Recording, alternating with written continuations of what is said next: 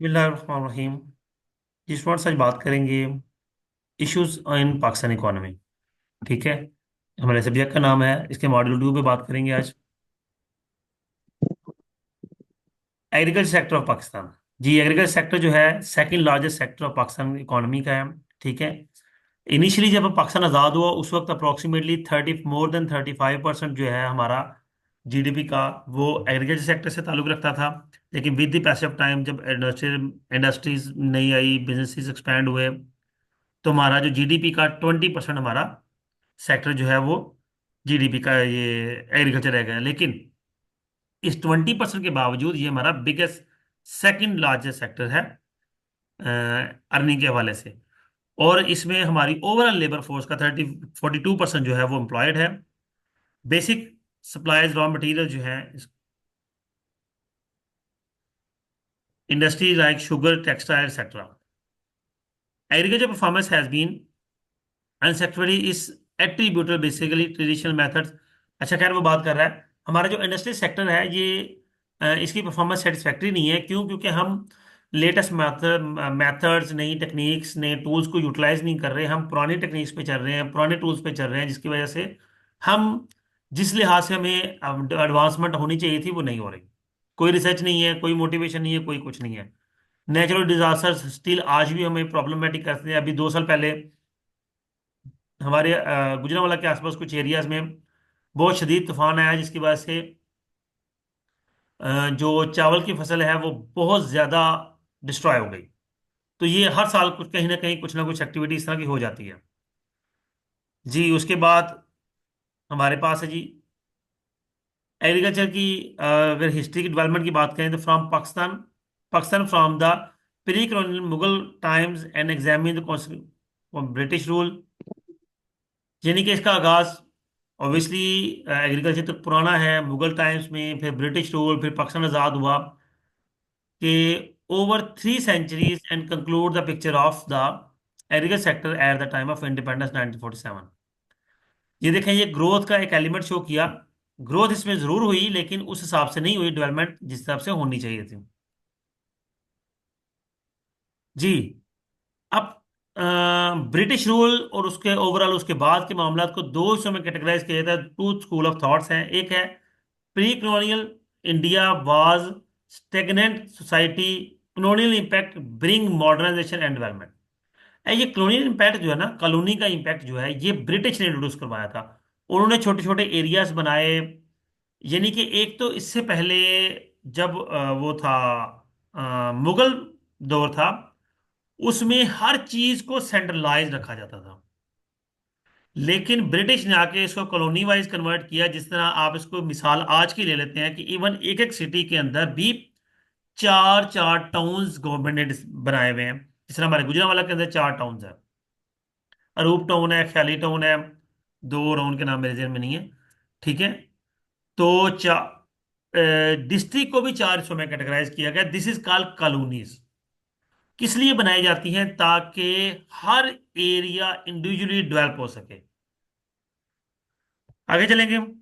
दूसरा है जी under development in South Asia, Asian sub continent is result of colonial impact. ये दूसरा स्कूल ऑफ थॉट है। इन्होंने कहा जी कि जो कॉलोनियल इम्पैक्ट आया उसकी वजह से हमारा बहुत सा एरिया अंडर डेवलप रह गया, और ये आज भी मौजूद है। कि हम इवन आप देख ले, मिसाल ले ले सुई गैस की, कि सुई गैस हम लेते तो बंगला से, बलूचिस्तान से हैं। लेकिन वहां के लोग जो सुई गैस के आसपास, जो जहां से सुई गैस गैस निकलती है, वहां जो प्लांट लगा हुआ है, उसके आसपास जो रिहायशी हैं वो सारे लकड़ियां जलाते हैं, लकड़ियों से आग जलाते हैं। और वहां गैस सारी पंजाब में यूटिलाइज होती है। India was pre capitalist social formation before the British rule. Under Mughal rule all land were owned by the king alone. सारी सारी जमीन किसी थी बादशाह की, और लोग उस पे काश्तकारी करते थे। और फिर बादशाह को उसका यानी कि जिस तरह मैं आपको थोड़ी सी मिसाल इस तरह दूंगा कि रजिस्ट्री कॉन्सेप्ट नहीं था उस वक्त। मामला नाम के एक टर्म थी, ये यूज होती थी कि जिसके पास जितनी जमीन है उसने सालाना बेसिस पर उसकी एक फिक्स अमाउंट जो है वो जमा करानी होती थी। और जमा कराने के बाद वो जमीन उसके पास ही रहती थी। अगर वो नहीं जमा कराता तो वो जमीन किसी और को अलॉट कर दी जाती थी। और फिर बरतानिया के बाद जब पाकिस्तान में आज़ाद हुआ, बरतानिया ने आके इस चीज़ को थोड़ा चेंज किया कि ज़मीनें उन्हीं के पास रही, मामला भी चलते रहे, पे होते रहे। लेकिन विद द पैस ऑफ टाइम उन्होंने इस चीज़ को चेंज किया। ये जो हमारे आज भी खतूनी खेवट नंबर हैं, ये अंग्रेजों ने इंट्रोड्यूस करवाए थे। और फिर जिस जिसके पास जमीन थी उनको उनकी मलकियत दे दी गई। No private property in land, permission of use granted kings. जी आगे वही बातें चल रहा है। Pale sale is in cash and common given jagirs. जी, जागीरदार निजाम था। खैर नेक्स्ट आएगी जी। अच्छा, मैन जो जागीरदार और सूबेदार का कॉन्सेप्ट था, तहसीलदार का कॉन्सेप्ट था, ये पुराने चलते आ रहे हैं। लोग जमीनों के, बड़ी बड़ी जमीनों के लोग मालिक थे।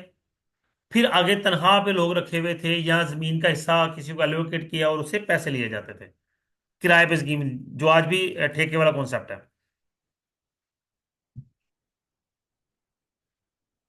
जमींदार आ गए, अपॉइंटेड बाय द एम्पायर, जिसे बादशाह अपॉइंट करता था, responsible for collecting revenue on behalf of the king. ठीक है, किंग के बिहाफ पे ये लोग रेवेन्यू कलेक्ट करते थे with the passage of time. अब जमींदार का जो कॉन्सेप्ट है, वो जो हमारे यहाँ पे लैंड रेवेन्यू ऑफिसर्स हैं, वो है। नेक्स्ट चलेगा लोकल लॉर्ड्स मास्टर्स। उसके बाद आ गया khalisa lands, revenue sent to state directly. No question of land being inherited by either the peasant family और द जमींदार। और बाद में जब बादशाह खत्म हुई तो जो जमींदार थे यही एक्चुअली मालिक बन गए, जिम्मेदार नहीं कहलाए बाद में, लेकिन लैंड उन्हीं को एलोकेट कर दी गई परमानेंटली, जगीरदार जमींदार वगैरह वगैरह। अब ब्रिटिश कॉलोनीज जब बनी, उसका इम्पैक्ट क्या है कॉलोनिज्म का। In the middle 18th century colonial expansion started in South Asia, and by end of century British established direct or indirect control over the greater part of its land। तो कुछ slide miss कर गए हैं पीछे। जी, slides में miss कर गए हैं आप। कौन सी स्लाइड? 19। अच्छा, in 76 death of Aurangzeb Mughal empire began to decay, decline शुरू हो गया। सेंट्रल अथॉरिटी वीकेंड, वीकेंड जिम्मेदार jagirdar became more strong where they could. जाहिर सी बात है, जब हुकूमत कमजोर होगी तो जागीरदारों ने और जिम्मेदारों ने जमीनों को संभाल लिया और यही जाहिर किया कि हम ही इनके मालिक हैं, और बाद में यही मालिक बने फिर। अच्छा, in middle by the end of century British establish direct and indirect control. अच्छा, ये हो गया जी। British rule brings three institutional changes. कौन से चेंजेस आई? सबसे पहली, private property. It was introduce in the late 18th and early 19th century. A legal system, it was established for reference to the ownership of the property। मैंने बताया ना, registry का नाम इन्होंने शुरू किया था। बहुत सा निजाम स्टिल भी उसी वो मामला सूरत में ही रहा, लेकिन इन्हों ब्रिटिश ने ये किया कि जो मामला पे कर रहा है वही एक्चुअल मालिक बना दिया गया। और उसी को जमीन एलोकेट कर दी, उसी को जमीन अलॉट कर दी, उसके नाम ट्रांसफर कर दी। ये किया उन्होंने, ब्रिटिश ने। और उसके बाद फिर वही रूटीन चलती आई।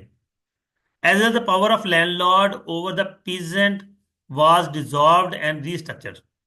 अब लैंडलॉर्ड की पावर थी, कई लैंडलॉर्ड जो हैं उन्होंने गवर्नमेंट का अगेंस्ट भी किया। उन्होंने कहा जी हम गवर्नमेंट को कोई पैसा नहीं देंगे। तो गवर्नमेंट ने क्या किया, जमीनें जिन्होंने पैसे दिए उनको एलोकेट की और उनके नाम कर दी।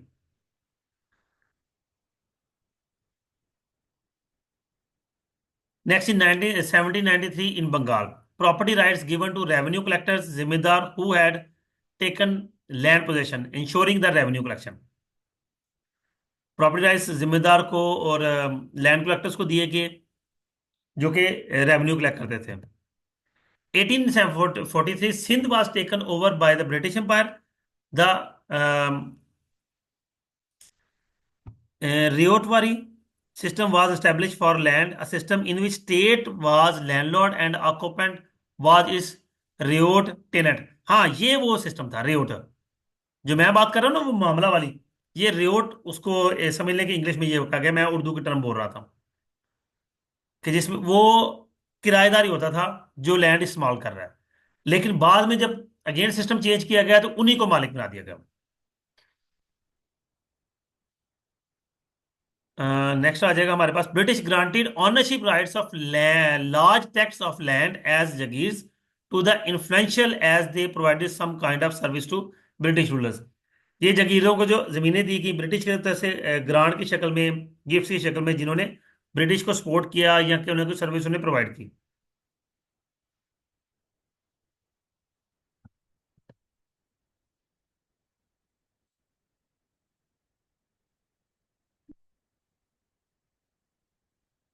जी, ब्रिटिश रूल से क्या हुआ, उन्होंने टैक्स का सिस्टम मुतारिफ करवाया, tax on cultivated land as well as on fallowed land.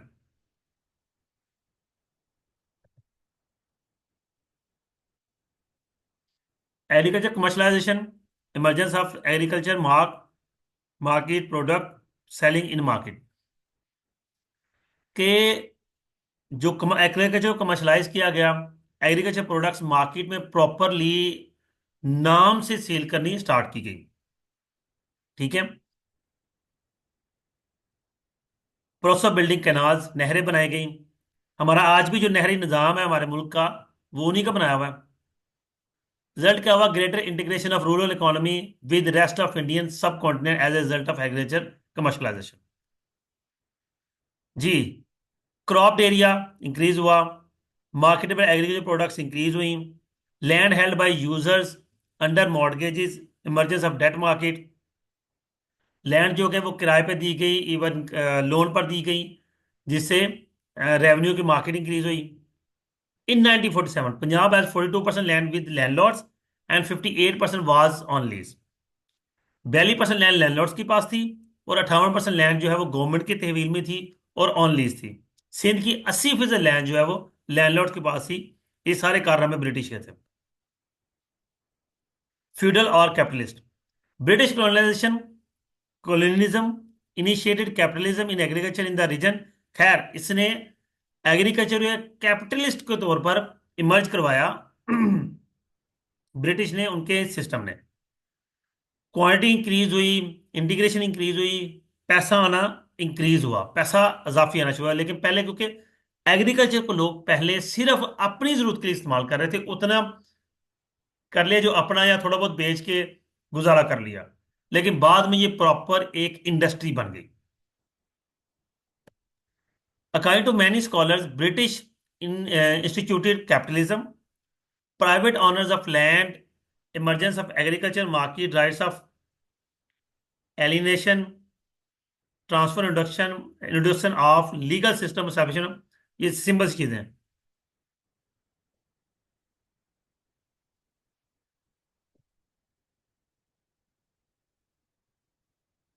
जी, अभी जितने भी एक्टिविटीज उन्होंने की, protection of rights of land users, greater interaction and integration between town and country, quantity of crops grow, wage labour emergence. जी ये उसी दौर में एक यकम में ही, आपको पता है कि अक्सर हर साल छुट्टी होती है। पहले कभी जो वेजिस थी ना मुकर्रर थी, ना उनका कोई टाइम मुकर्रर था। तकरीबन पूरी दुनिया में यकम मई को लेबर ने हड़ताल की कि हम काम नहीं करेंगे, हमारा वक्त मुकर्रर किया जाए। और फिर उस वक्त एम्प्लॉयज के लिए 8 घंटे का वक्त मुकर्रर किया गया। वो वक्त 8 से 4, 5 से 9, सॉरी 9 से 5, कोई भी है, लेकिन 8 घंटे का वक्त मुकर्रर किया गया, उनकी वेजेस मुकर्रर की गई। ये सारा मामला तब हुआ था, और ये वेज लेबर इमरजेंस उस वक्त हुई। नेक्स्ट हमारे पास आता है जी, ग्रीन रेवोल्यूशन।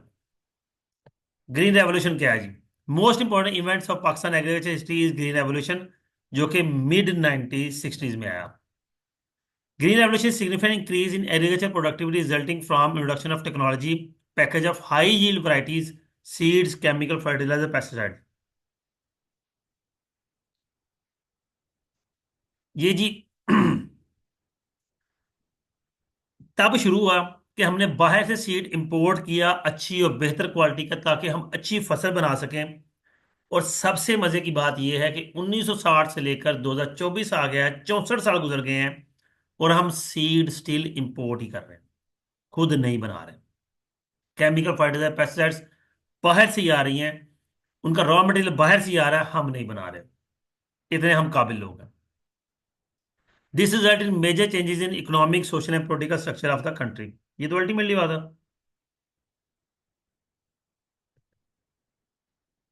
1949 से 58 तक 1.43% एनुअल एग्रीकल्चर वाज स्टैग्नेंट इन 1950, जो कि 1959 के बाद 3 से 7% एनुअल हो गया। यानी कि ये शमूलियत थी एग्रीकल्चर की हमारी, उसमें एनुअल इनकम है। 1965 से 70 तक 6.3% हो गया। ये एग्रीकल्चर डेवलप कर रहा है, ग्रो कर रहा है with the passage of time. Increase in growth took place in two phases, दो फेजेस में हुई। 1960 से 54 में increase in irrigation facilities, tube wells वगैरह ये चीजें इंप्लीमेंट हुई, क्योंकि उससे पहले ट्यूबवेल्स नहीं से सिर्फ नहरी निजाम था बस। और उसके बाद 65 से 70 में high yield variety of seeds, pesticides, fertilizer जो है वो बाहर से आना शुरू हो गए। Complete technology package of water, seed, fertilizer, pesticides, most important ingredient, ये पैकेज गवर्नमेंट ने दिए थे। गवर्नमेंट, पानी तो चलो था ही था, लेकिन सीड, फर्टिलाइजर्स और पेस्टिसाइड्स गवर्नमेंट प्रोवाइड करती थी बकायदा। इसके डिपोज लगते थे, वहां से जाके आप सीड हासिल करते थे, फर्टिलाइजर्स और पेस्टिसाइड्स हासिल करते थे। Green evolution was resounding success, higher there arise various issues. चलो ये तो है अपनी जगह पे। अच्छा, अब इश्यूज क्या है? Issue in tubewells, issue in mechanism, sorry, mechanization, tractors वगैरह, रीजन एंड इनकम डिसपैरिटीज। अब नए नए ट्यूबवेल्स इंट्रोड्यूस हुए, तो उनके हमारे पास स्पेयर पार्ट्स नहीं थे, को प्रॉब्लम्स हो जाती। हमारे पास वो स्किल्ड पर्सन नहीं थे। तो ये कुछ इश्यूज हमने स्टार्टिंग में फेस किए। ऑब्वियसली किसी भी नई चीज में इशू फेस करना पड़ते हैं। शुरू में इश्यूज क्या आया कि ट्यूबवेल्स हमारे पास बहुत कम थे, जो 60 में फ्यू हंड्रेड थे, और बाद में 75, 8 सालों में 75,000 हो गए, और फिर 1,56,000 अगले 7 सालों में। कौन से तीन मेजर इशू है? High concentrated of canal colony district in Punjab 95%, 90, 68। Very little tubewell development outside Punjab. Punjab में बहुत ज्यादा 91% डेवलपमेंट पंजाब में हुई, और बाकी आसपास सिर्फ 9% डेवलपमेंट हुई।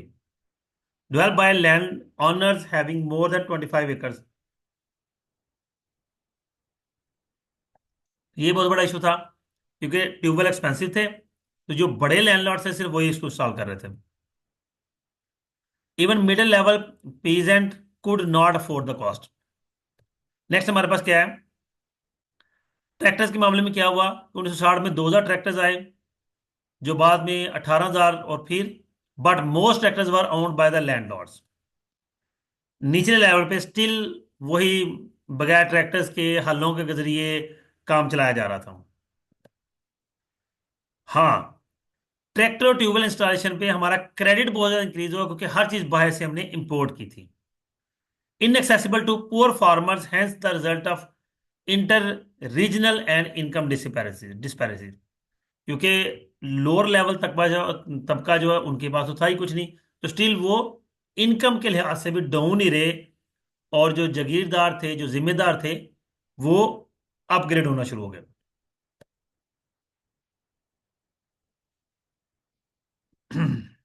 आगे अगर, since the NWFP south eastern part of Sindh has inadequate access to water and HVYV technology, यानी कि न्यू टेक्नोलॉजी और वाटर के हवाले से वो स्टिल उनके पास कोई एक्सेस नहीं थी।